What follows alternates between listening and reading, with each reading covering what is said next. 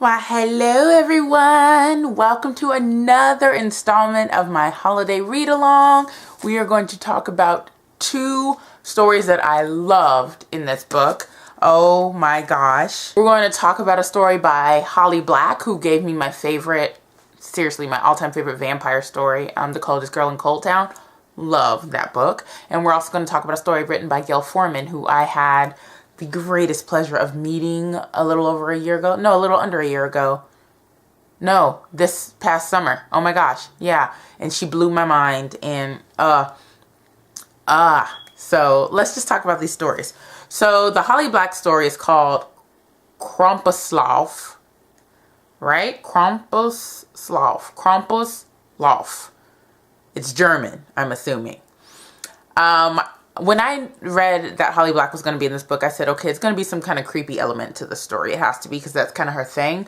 And yes, not like scary or anything like that, but it was a little on the darker side. And it focuses more on wintertime and New Year's Eve versus Christmas, which, again, I believe for a Holly Black story. I didn't know how Christmas is going to be incorporated, but I keep forgetting these are holiday stories, and wintertime stories are not necessarily Christmas.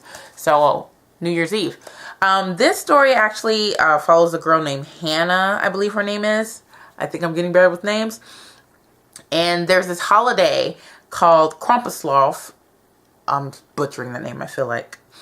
Where it's like this zombie crawl thing. Let's see. The true spirit of Krampusnacht, which ought to be about scaring the living shit out of people, running around with torches and whips, screaming in the faces of crying children so they'd be good for goodness sake. Okay, so it's kind of like a play on Christmas, except scaring people to be good, I guess, and being more scary and scaring people into doing the right thing, I guess, or punishing people if they don't do the right thing. So this is a dark kind of thing, okay, which is so Holly Black.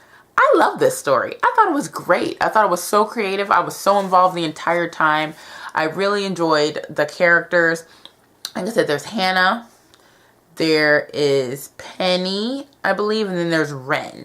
And these three girls pretty much are going to the celebration, and Penny has a boyfriend named Roth, who is a rich kid, and Penny is not so much rich, but so Roth lives another life, and in his other life he has a girlfriend that's not Penny.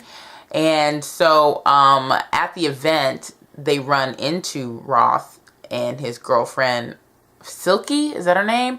Something like that. So basically Roth is running the game on Penny, and Penny doesn't want to believe it. Wren, who I guess is the troublemaker of the group, comes up with this big plan to have Roth reveal who he truly is. And Hannah goes along with it. They throw this huge New Year's Eve party, and all the events are supposed to take place at this party where Roth is supposed to be there, his rich girlfriend's supposed to be there, Penny's supposed to be there, everybody's supposed to be there, and then drama's supposed to ensue. At the event, though, Hannah meets this dude who's like dressed up in a serious like costume for Krampusnacht or whatever, and she ends up inviting him to the party too, and his friends. This story, I just had a really good time reading it. It was really dark though, because in one of the parts they're talking about the devil and fairy stories, and how devil stories are kind of like fairy stories, and how if you scramble up the letters of Santa you get Satan. It was kind of a little weird, but I liked this. I had fun reading this, and it's a typical Holly Black story if you read Holly Black. I really enjoyed just how fun it was to read, how just exciting the characters were, and how there was no dull moment, and it was just going. You know, it was a quick read. There's not anything I like learned from this or anything. There's no big aha moment. This story was amazing. It was just a really great Holly Black story with fun characters, with a really interesting premise. And yeah, the thing is though, Hannah is a little because she made up this whole, what's his name, Joachim guy, or Joe Kim, however you pronounce his name. And like, I just feel like Hannah was a little weird. That's the only thing. When I was reading about that, I was like, girl, why you gotta make up boyfriends? Why? But like I said, I just had a really fun time reading the story. There's nothing big, you know, grandiose. Oh, that moment when she did this. There was none of that for me. I just really, really had fun reading this story. It was just a different kind of holiday read that I definitely found great appreciation in. So that's really all I have to say about that story. What did you guys think of it? Make sure you comment down below letting me know your thoughts on the story. How did you feel? Did you love it? Did you hate it? Was it too weird for you? Let me know. Then the next story, of course, is Gayle Forman's story called What the Hell Have You Done, Sophie Roth? I find it funny that Krampusloff or whatever had a character named Roth, and now this girl's last name in Gayle Forman's story is Roth. Wow. So this story was amazing. Again, like I said, I love Gayle Forman. I love her writing style. I love her characters. I love the world she creates. I love the vulnerability she gives her characters as well. I just love everything about Gayle Forman. It's great. This follows a character by the name of Sophie Rush, who isn't quite feeling like she belongs. She goes to this school. She's a Jewish girl who isn't necessarily made of money, so she has a scholarship to this university or to this college or whatnot. And she's just trying to find out who she is. She's a freshman. And so she ends up deciding to go to this like Christmas caroling thing because she's not, you know, pagan / Gentile, as her grandmother, Luba, I think her name was what it said. So she goes to this holiday, like Christmas caroling thing because she's just fascinated by Christmas carols. She loves it. And she meets this guy. She meets this guy named Russell, who is this really, really tall, like 6'5" African-American guy who, is there as well. And they hit it off and start talking. And they just start joking together. The chemistry is immediately there. And I loved it. This is kind of my life in a nutshell, you guys. Obviously reverse because I'm the African-American one. But this story resonated with me on a level that was really, really personal because I have stories that are very, very similar to what happened in this one. About really assumptions and stereotypes and misrepresentation and being the total package of surprise for another person. And that's what the story was about. Both Russell and Sophie had assumptions about each other when they met. Sophie thought that Russell was on an athletic scholarship because he was so tall and he was African American. He turned out to be a guy who was there paying his own tuition, coming from a very wealthy family. He was rich. He was a rich guy. And then Russell thought that Sophie was this rich girl, you know, who was just there, so on and so forth. Turns out that she's the one that's on scholarship. And, you know, there were just a lot of misconceptions. And so when they come to head and when they realize the assumptions they made about each other, it's very awkward for them and they're very quiet. And even Sophie says, and let me find it in the book here, because she words it. Let's see. Here it is.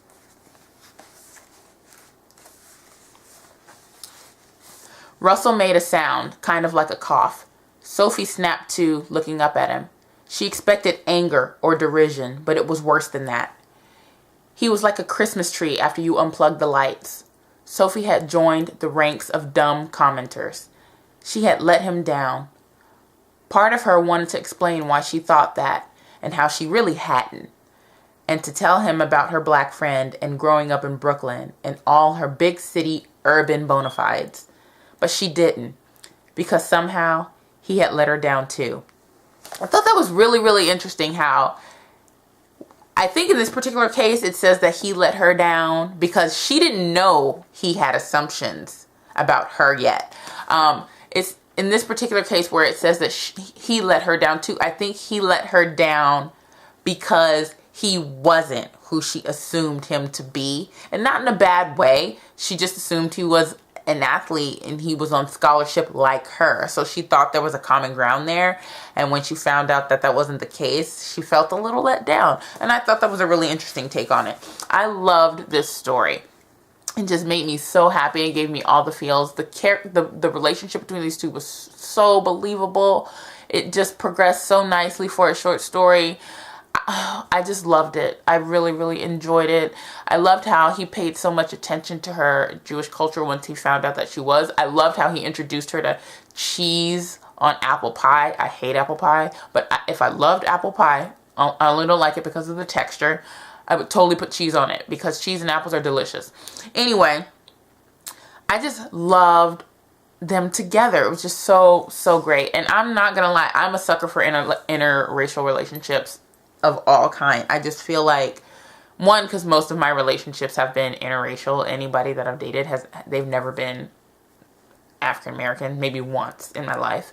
But I'm such a lover of people, and I love stories that demonstrate that. I'm drawn to personality. I love stories that demonstrate that. And this just was my life for most of my college years. Like, this was it for me. And I just loved seeing this, and I loved reading it. And I got teary-eyed at some points because it hit so close to home. At the very end of this story,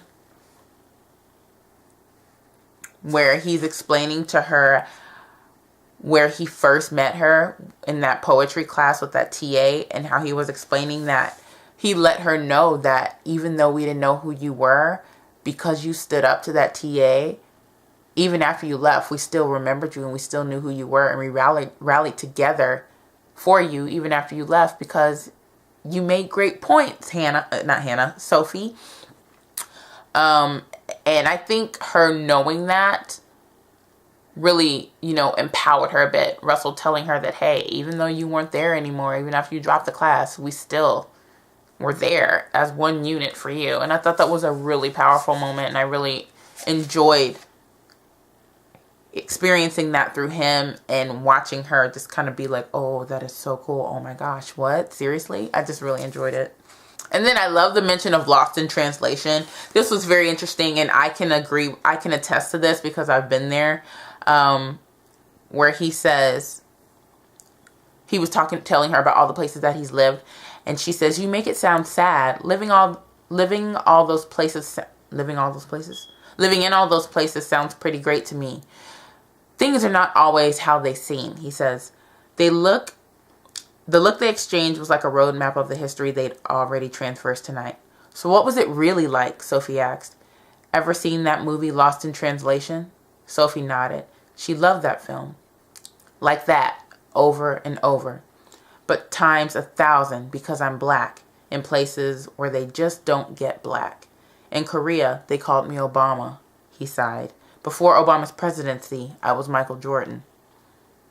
Is that why you came to school here? Sophie asked. Because you knew what to expect?